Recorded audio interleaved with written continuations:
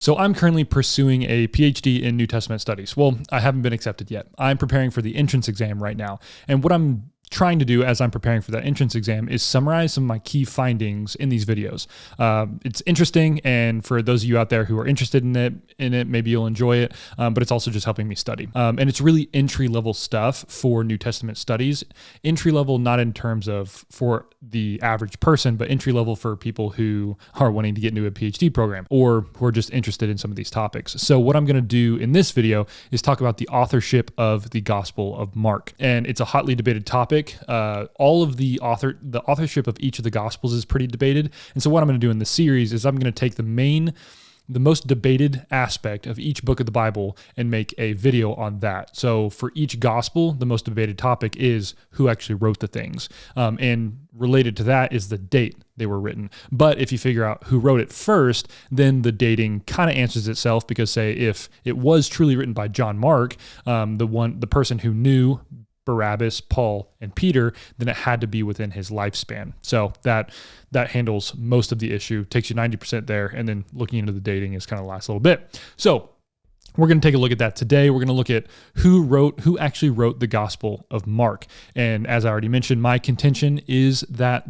John Mark, the traveling companion of Barnabas and Paul, and who is later called my dear son by Peter, he's the one who wrote it. And not only that, but he wrote his gospel based on the Apostle Peter's eyewitness testimony. So he didn't just write it based on what he knew, but the core of his gospel is Peter's eyewitness testimony. This is not something that I'm making. It's not a statement I'm making based on faith. It's just based on the evidence. It's based on the data. We're going to go through the data. We're going to look at it together, and you're going to see that it's very reasonable to conclude that this is the case, despite what in the 19th and 20th century, the rise of liberal theology, what those German theologians have said. There's actually very, very good reasons to believe what I've just said. So we're going to go through that evidence now. And the way we split it up is we split it up between external and internal evidence. This is very common in New Testament studies, so it's good to get used to those terms. External evidence just means outside of the text of Scripture, especially outside of whatever book we're studying. So right now it's the Gospel of Mark. So the historical evidence outside of the book of Mark, is it for or against John Mark being the author of that book? And then you have internal evidence. So you're looking at the breadcrumbs within the text itself. Now, I always start with this when I'm talking about gospel authorship is it's formally anonymous, right? So that's why we're looking at breadcrumbs, because nowhere in the gospel does it say, I, John Mark, traveling companion of Barnabas and Paul, and the dear son of Peter. Nowhere does it say that in the Gospel of Mark. And so we have to look at breadcrumbs to see who is most likely the author. But even though it's formally anonymous, this is kind of the first point of external evidence, is it has a title, right? It has the title according to Mark, just like Matthew, Luke, and John all have the titles according to Matthew, according to Luke, according to John. And what we know about these titles is we don't have a single manuscript. There's no manuscript evidence that says these titles have never been associated with the manuscripts. Put another way, based on all the evidence we actually have, these titles have always been in connection with their gospels. And so we'll get a little bit more into that in a little bit. If you watch my video on the other gospels, I mention this in every video because it's just that important in discussing who actually authored these books. But I will get into that in some of the counter arguments below. So we'll start with external evidence, then we'll talk about some counter arguments to the external evidence, and then we'll go to internal evidence because it directly answers a lot of those counter arguments. So let's get into it. Like I said already, the first point is that the Gospels are formally anonymous, but they have a title. And so what people postulate with no evidence at all is that the titles of the Gospels were added around 125, 130 AD, something like that, in order to differentiate the four Gospels when they started circulating together as one codex. So according to Matthew, Mark, Luke, and John, all is one book. So it's like the fourfold gospel. Instead of four Gospels, it's the fourfold gospel singular. So that is just a postulation. It's just an inference. There's no evidence of that. And even if that is when the four gospels came together in a codex, that does not mean that the names had to be attached at the same time.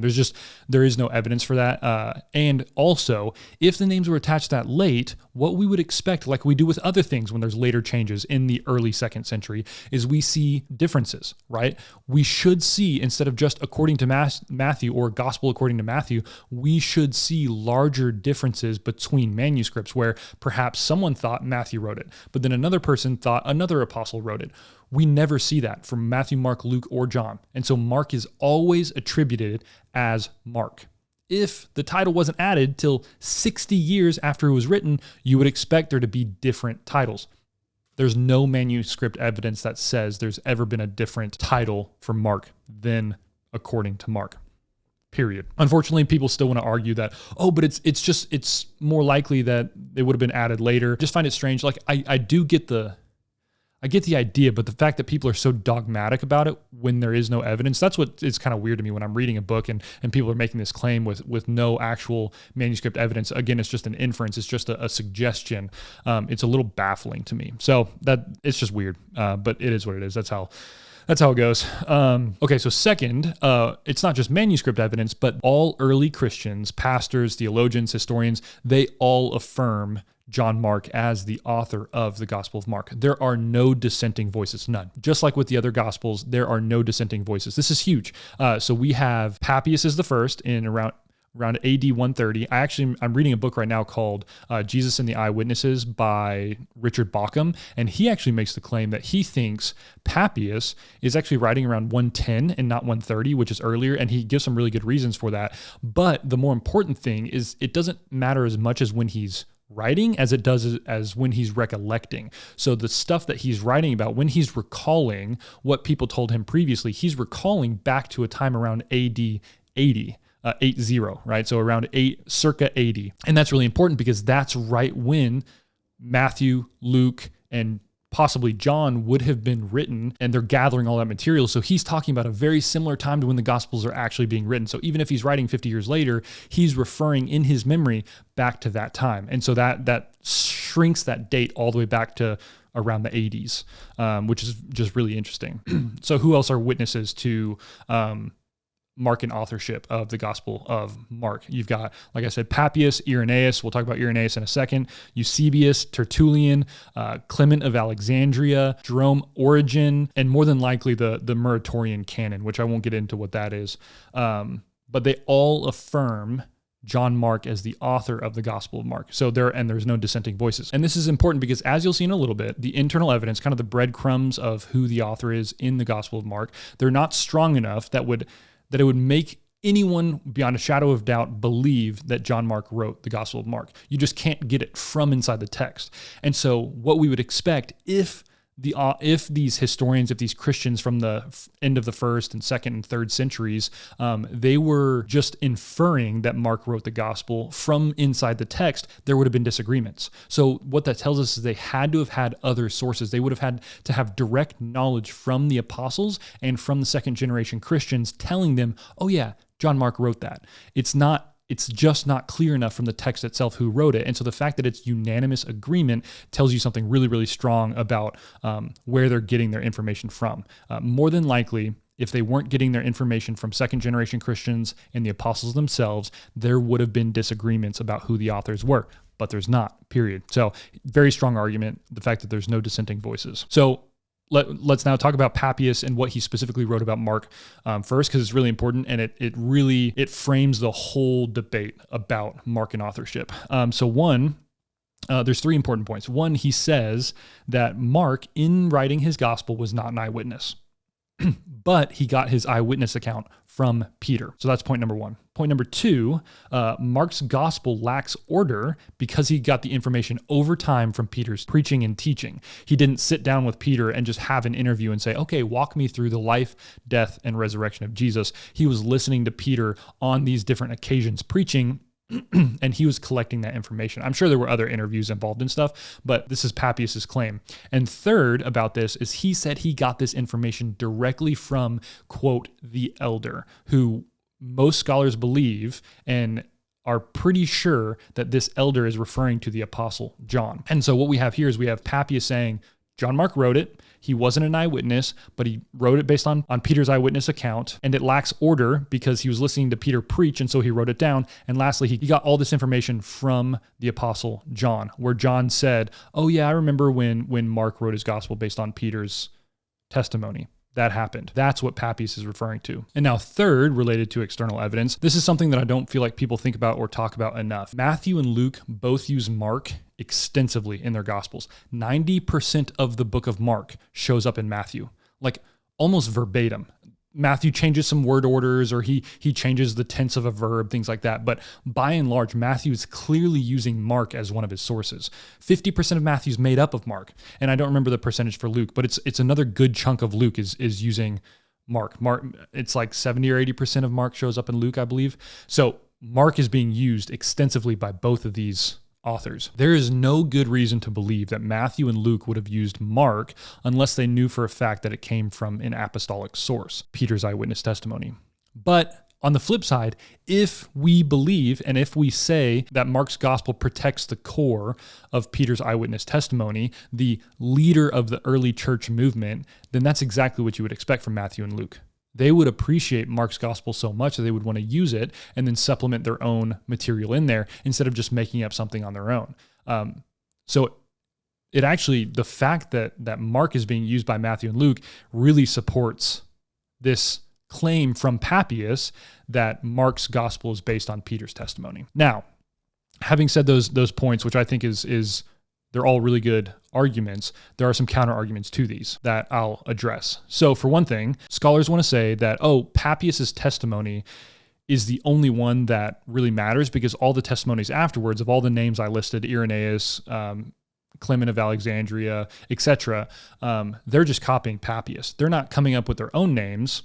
No, they're just copying Papias, and Papias invented it, so why bother anyway? The problem with that is, for instance, Irenaeus that I talked about in some of the other gospel videos, is Irenaeus clearly has 4 different sources when he's making these claims, not just from Papias. He does know Papias, he quotes Papias, but he also knows Polycarp, and this is important because Polycarp was a direct disciple of the Apostle John. So the Apostle John discipled Polycarp, and Polycarp discipled Irenaeus. And so when Irenaeus makes some of these claims, he is claiming that he got these things from Polycarp, who got them from the Apostle John. So it's a very clear line of succession to get this information. He's not just some random Christian who's out there saying, I read this guy named Papias and he made some good arguments, so I'm going to write it down too. No, he had that. He obviously had the book of Mark himself, and he had a fourth source that he called the elder, not the same elder as Papias called the elder. We don't actually know who this elder is, but it's some unknown source that Irenaeus quotes regularly, which makes us believe that he's a second generation Christian who is well known and well respected and well trusted in the community. So Irenaeus clearly has 4 sources. He's not just repeating what Papias said, not by a long shot. So that second counter argument that I already mentioned is that Papias invented the whole claim. He just invented it in order to defend the Gospel of Mark, because according to these skeptics, they're saying, people were doubting the Gospel of Mark, and so he had to come to its defense, and so he made up that it was Peter's eyewitness testimony in order to give it more credence in that community. And if you actually read Papias's words, that's not what he's doing at all. What he's defending is people are saying, this gospel, it's not orderly, it's not organized well. What's going on here? And the part that Papias explains in the most depth is the fact that he got that John Mark got his information from Peter on occasional preaching instead of some other method, and that's why it's ordered the way it is. And Papias goes on to explain, there's no problem with it being ordered that way. He put it together the best that he could based on Peter's preaching. If Papias isn't even defending the authorship of the Gospel of Mark, he has no reason to make anything up. If he were defending it, it would be better for him to just invent the fact that Peter wrote it. If he's going to make someone up, why make John Mark up?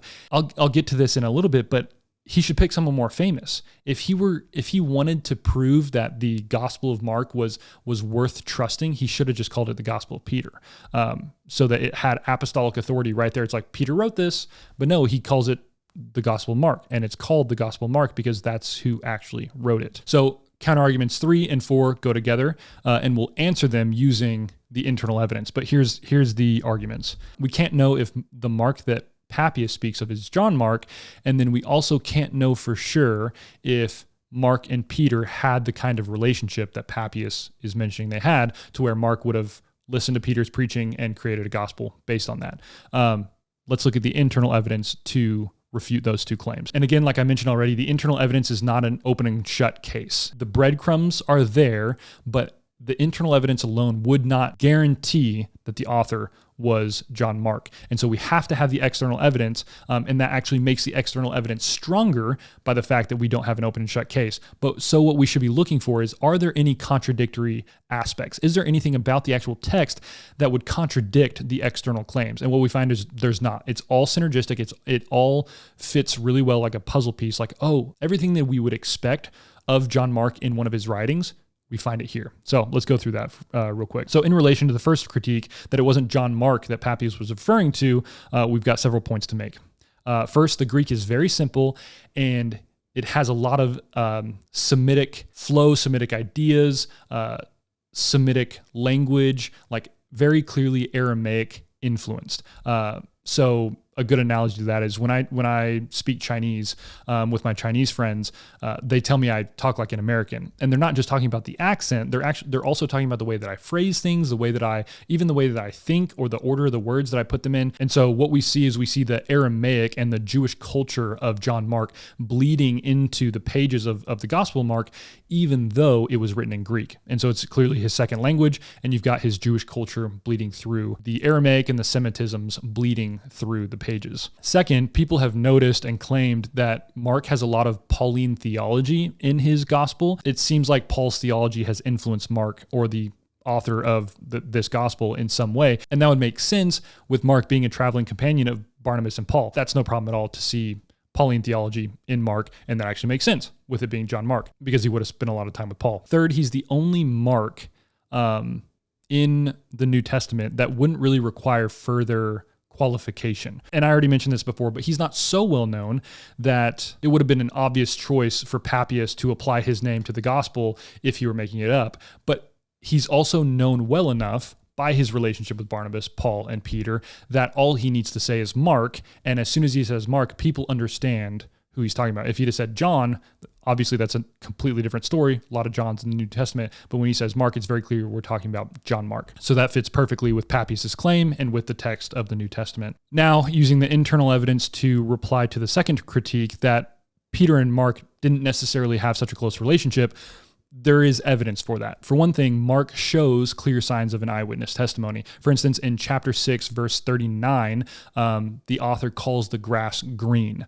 And these are the kind of details that you would expect from an eyewitness account of a narrative, whereas you wouldn't expect some of those minor descriptive details to be a part of the story unless you were actually there and you saw it. Second, as I've mentioned multiple times in this video, Peter calls Mark his dear son in his letter. And so that just shows that Peter clearly had a relationship with him, which matches with Papias' claim perfectly. Third, Peter is featured in the Gospel of Mark in two ways. One, he kind of gets center stage. He gets the most screen time of any other disciple, but then two, he's also embarrassed the most. He's bashed the most. He's criticized the most. He's the one who Jesus tells, "Get behind me, Satan." And he just is a bumbling idiot almost in the Gospel of Mark. And what that tells us is the early Christians really respected and admired the 12 apostles. And so Mark would have never been willing, it's almost certainly true that Mark would have never been willing to write about Peter's failures unless he had direct approval from Peter to write about them. And that Peter would have actively talked about, right? It was Peter who wanted to show people that despite his own foolishness, Jesus was still gracious enough to forgive him and use him in ministry and even make him the leader of the early Christian movement. And so without that permission, Mark would have almost certainly not written about it. And last, like we already mentioned, if Peter is not behind the Gospel of Mark, if his eyewitness testimony is not behind the Gospel of Mark, why did Matthew and Luke use it so faithfully? It just doesn't make sense. The best internal evidence and the best external evidence all point to John Mark as the author of the Gospel of Mark, and to the fact that Peter was behind the core of the information, that he is the eyewitness testimony that is being represented by Mark in the gospel. And this is not to say that Mark couldn't have used other sources when putting this gospel together, but it's just that Peter's eyewitness testimony is at the core and the center of it. All of the data, when we put it together, no other explanation really makes sense except for this claim. Okay, there we go. Like I said, I'm not going to do authorship for every book of the New Testament, just the ones where that's the most hotly debated topic of that book. So I'll do this for all 4 Gospels. I may do something else on Acts, since I already went over the Luke Acts author in the video on Luke Acts. But then for the other letters, I'll talk about some other aspect of it. Thanks again for watching. Thanks for helping me study for my PhD entrance exam, and I'm looking forward to the next video. Peace.